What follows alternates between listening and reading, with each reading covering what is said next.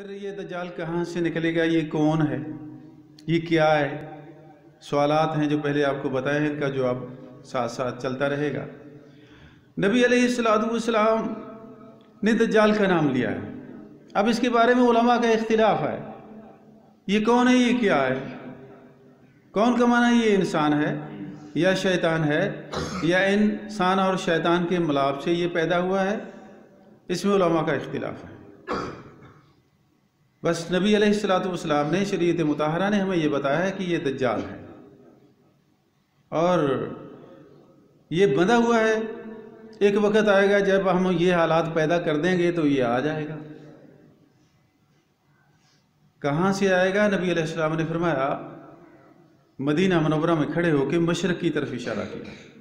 مدینہ منورہ میں کھڑے ہو کے مشرق کی طرف اشارہ کیا کہ یخرج من الارض بالمشرق، مشرق کی سرزمین سے نکلے گا، اور اس سرزمین کا نام نبی پاک علیہ السلام نے بتایا، یقال لہا خراسان، اس جگہ کا نام خراسان ہوگا۔ اور اس کے جو ساتھی ہوں گے جو قدیم زمانے سے اس کی آمد کے منتظر ہیں اور اس کو اپنا نجات دہندہ مانتے ہیں، اس کو اپنا پیشوا مانتے ہیں، اس کو اپنا بادشاہ مانتے ہیں۔ ہم دعائیں کرتے ہیں نماز پڑھ کے، وہ نماز پڑھ کے دعائیں کرتے ہیں کہ یا اللہ اس کو بھیج دے جلدی، دنیا نے ہمارا ناطقہ بند کر دیا ہے، ہماری نجات کے لیے اس کو بھیج دو۔ نماز کے بعد اس کی دعائیں کرتے ہیں، اور اس کی آمد کے لیے انہوں نے کیا کچھ کیا ہے، کیا تیاری کی ہے اس کی آمد کے لیے۔ یہ ایک مضمون، جدا مضمون ہے، یہ انشاءاللہ کبھی پھر سنائیں گے کہ انہوں نے کیا تیاری کی ہے اس کو لانے کے لیے، انشاءاللہ پھر کبھی۔ لیکن نبی علیہ السلام نے فرمایا مشرق کی طرف سے، اس زمین کو خراسان کہتے ہیں، وہاں سے نکلے گا، اور ایسے لوگ اس کے تابعدار پیروکار ہوں گے، اس کے ساتھ ہوں گے، جن کے چہرے ڈھال کی طرح منڈے ہوئے۔ اور اصفہان جو ایران کا شہر ہے اس میں یہودی بستے ہیں، اور اصفہان کے 70,000 یہودی اس کے پیروکار ہوں گے، اس کے ساتھ ساتھ چلیں گے۔ نبی پاک علیہ السلام نے فرمایا ہمتہ المدینہ، اس کا قصد کیا ہوگا، یہ کہاں کا ارادہ رکھتا ہے؟ نبی علیہ السلام نے فرمایا یہ مدینے کا ارادہ رکھے گا کہ میں نے مدینہ میں جانا ہے۔ اللہ اکبر، مدینہ میں جانے کا اس کا ارادہ ہے اور مدینہ کی طرف یہ چلے گا۔ نبی علیہ السلام نے فرمایا 40 روز یہ دنیا میں گزارے گا،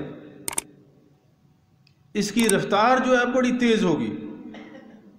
40 دن گزارے گا، پہلا دن 1 سال کے برابر ہوگا، 1 سال کے برابر ایک دن۔ معلوم ایسے ہوتا ہے جیسے وقت رک جائے گا، لیکن رکے گا نہیں، ایسے چلتا رہے گا، لیکن 1 سال کے برابر۔ دوسرا دن 1 مہینے کے برابر، اور تیسرا دن 1 ہفتے کے برابر، اور باقی دن 37 دن جو رہ جائیں گے وہ عام جو دن ہم گزار رہے ہیں ایسے ہی دن ہوں گے، اتنا ہی وقت ہوگا۔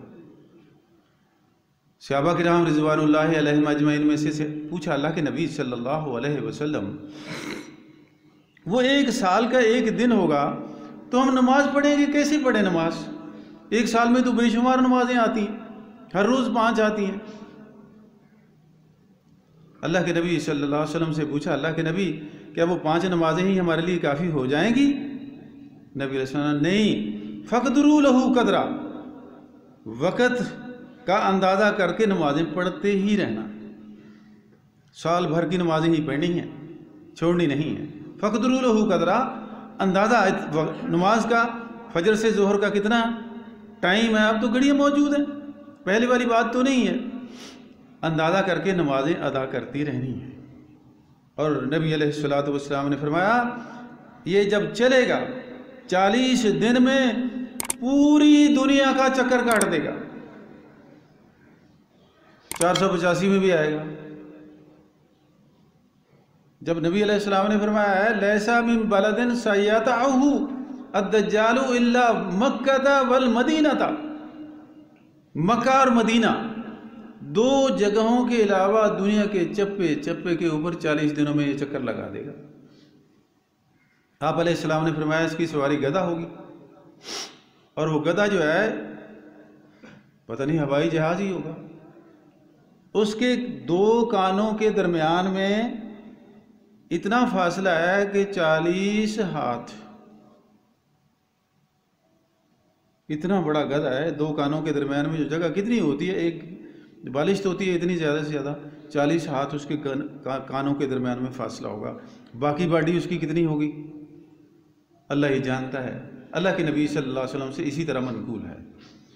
تو نبی علیہ السلام نے فرمایا یہ 40 دن تک گھومے گا، ہر جگہ جائے گا، مکے میں جائے گا نہیں جائے گا، مدینے میں نہیں جائے گا، ایک روایت میں آتا ہے کہ بیت المقدس میں بھی نہیں جائے گا۔ جب مدینے میں جائے گا، مدینے میں جا کے احد پہاڑ کے پیچھے شوریلی جگہ ہے، سیم کلر والی جگہ جو ہوتی شوریلی جگہ ہے، وہاں پہ جا کے احد پہاڑ کے پیچھے یہ رکے گا۔ وہاں پہ کچھ سرخ رنگ کی پہاڑیوں کا ایک سلسلہ ہے۔ نبی علیہ السلام نے نشاندہی فرمائی کہ یہاں آ کے وہ اپنا خیمہ لگائے گا، اور احد پہاڑ کے اوپر سے وہ نبی علیہ السلام کی شہر کو دیکھے گا، داخل ہونے کی کوشش کرے گا، فرشتے کھڑے ہیں ننگی تلواریں لیے ہوئے، اس کو وہاں داخل نہیں ہونے دیں۔ نبی علیہ السلام نے فرمایا مدینے میں دو چیزیں داخل نہیں ہو سکتی، ایک دجال بھی داخل نہیں ہو سکتا، اور دوسرا طاعون کی بیماری بھی مدینے میں داخل نہیں ہو سکتی۔ یہ حدیث ہے نبی علیہ السلام کی۔ جب یہ وہاں آئے گا اور پہاڑ کے اوپر سے، ظاہر ہے پہاڑ کے جب اوپر چڑھے گا تو نیچے والا حصہ اس کو فضائی طور پہ مسجد نیچے نظر آئے گی۔ جب وہ مسجد دیکھے گا، اور جو مسجد کا آج نقشہ ہے، فضائی نقشہ آج کے اعتبار سے بتا رہا ہوں، اللہ اکبر، وہ فضائی نقشہ دیکھنے سے ایسے ہی محسوس ہوتا ہے کہ ایک محل بنا ہوا ہے۔ مسجد دکھائی نہیں دیتی، دور سے محل دکھائی دیتا ہے۔ اور وہاں پہ دیکھیے نبی علیہ السلام نے کب 1400 سال پہلے یہ باتیں کی ہیں، وہ نقشہ آج قائم ہو چکا ہے کہ مدینے کے 7 راستے ہوں گے۔ مدینے کے 7 راستے نہیں میں نے تو دیکھے نہیں ہیں، لیکن آج صورتحال کچھ ایسی بن رہی ہے کہ 7 راستے دکھائی دے رہے ہیں، نقشے میں بن رہے ہیں وہ 7 راستے، لیکن یہ 1400 سال پہلے کی پیشین گوئیاں۔